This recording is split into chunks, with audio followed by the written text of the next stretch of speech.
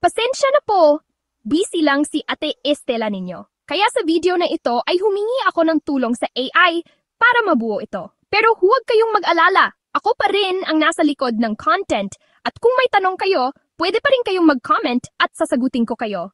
Ngayon, alamin natin kung bakit nga ba maraming kalalakihan ang naniniwala sa benepisyo ng pulang sibuyas pagdating sa kalusugan ng lalaki, lalo na sa usaping erectile dysfunction. 10 benepisyo ng pulang sibuyas para sa erectile dysfunction. 1. Pinapalakas ang sirkulasyon ng dugo. May quercetin ang pulang sibuyas na nagpapaluwag ng mga ugat at nagpapalakas ng daloy ng dugo, kabilang na sa parte ng ari. Pwedeng subukan, kumain ng 1/2 tasa ng hilaw na sibuyas 1 to 2 beses sa isang araw. 2. Posibleng makatulong sa testosterone production.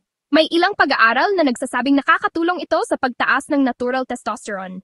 Pwedeng subukan 1 kutsara ng onion juice na may honey, 3 eggs a week. 3. Panlaban sa oxidative stress.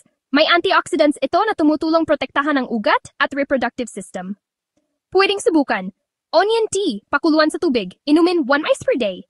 4. Maaring magpataas ng libido. Ang sulfur at quercetin content nito ay natural na energy booster at pampagana. Pwedeng subukan onion plus ginger tea bago matulog. 5. Tumulong sa blood sugar control. Kapag kontrolado ang asukal, mas maayos din ang ereksyon. Pwedeng subukan 1/4 tasa ng lutong sibuyas sa pang-araw-araw na pagkain. 6. Natural anti-inflammatory. Makatutulong ito sa pagpigil ng pamamaga na humahadlang sa tamang daloy ng dugo. Pwedeng subukan, isama sa nilaga o sabaw araw-araw. 7.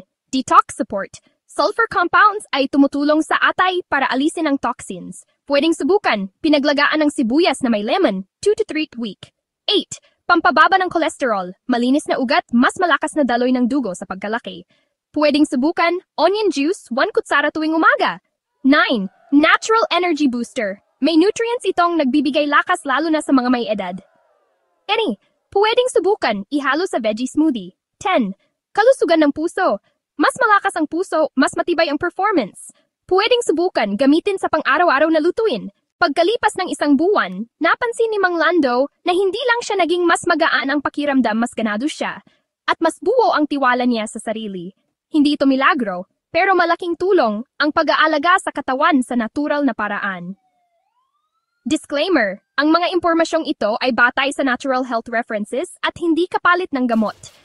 Bago gumamit ng kahit anong natural na remedyo, lalo na kung may iniinom kang maintenance o may kondisyon gaya ng diabetes o alta presyon, kumonsulta muna sa inyong doctor o health professional.